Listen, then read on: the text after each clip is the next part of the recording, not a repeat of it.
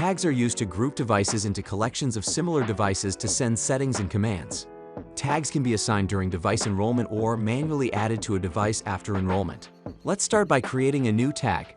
Select Tags in the left navigation pane. In the Tags screen, all your existing tags are displayed. To create a new tag, select New Tag.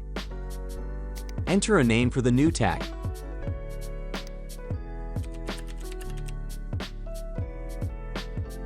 Enter a description of the tag.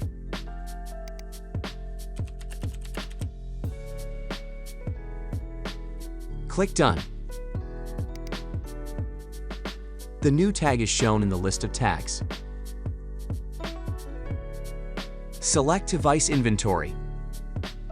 We are tagging ZD411 printers. Select the pencil icon to add the tag to a device. Select the new tag. Click Done. Select the tag to verify which tag is selected. Now the tag can be added to other devices.